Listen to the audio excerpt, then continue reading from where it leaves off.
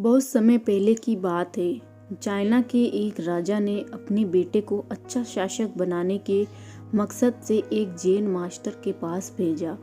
Jain master ने कुछ दिन अपने साथ रखने के बाद युवराज को 1 साल के लिए जंगल में अकेले रहने के लिए भेज दिया। जब युवराज लौटे तो मास्टर ने पूछा, बताओ तुमने जंगल में क्या सुना? मैंने कोयल की कूक सुनी, नदियों की कलकल सुनी, पत्तियों की सरसराहट सुनी, मधुमक्खियों की गुंजन सुनी। मैंने झिंगुरों का शोर सुना, हवा की धुन सुनी।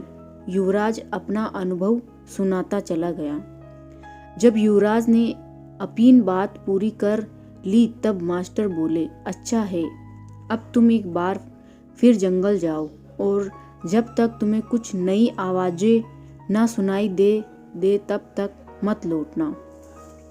1 साल जंगल में बिताने के बाद युवराज अपने राज्य को लौटना चाहता था, पर मास्टर की बात को टालना भी नहीं सकता था।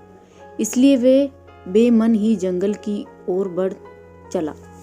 कई दिन गुजर गए पर युवराज को कोई नई आवाज नहीं सुनाई दी। वे परेशान हो उठा। उसने निश्चय किया कि अब वह हर आवाज को बड़े ध्यान से सुनेगा। फिर एक सुबह उसे कुछ अनजानी सी आवाजें हल्की हल्की सुनाई देने लगी। इस घटना के कुछ दिनों बाद वे जैन मास्टर के पास वापस लौटा और बोला, पहले भी मुझे वही ध्वनियाँ सुनाई दी जो पहले देती थी, लेकिन एक दिन जब मैंने बहुत ध्यान से सुनना शुरू किया तो मुझे वो सुनाई देने लगा जो पहले कभी नहीं सुनाई देता था। मुझे कलियों के खिलने की आवाज़ सुनाई देने लगी।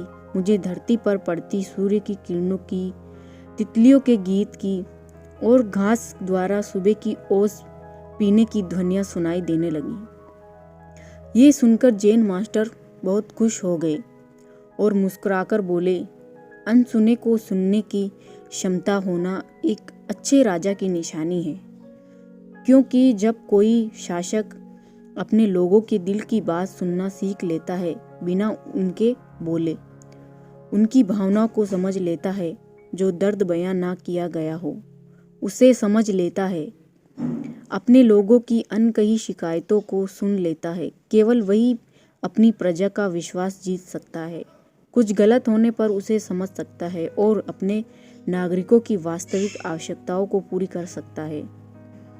दोस्तों, अगर हमें अपनी फील्ड का लीडर बनना है तो हमें भी वो सुनना सीखना चाहिए जो नहीं कहा गया है। यानी हमें उस युवराज की तरह बिल्कुल अलर्ट होकर अपना काम करना चाहिए और अपने साथ काम करने वालों की ज़रूरतों और भावनाओं का ख्याल रखना चाहिए। तभी हम खुद को एक ट्रू लीडर की तरह स्थापित कर सकेंगे।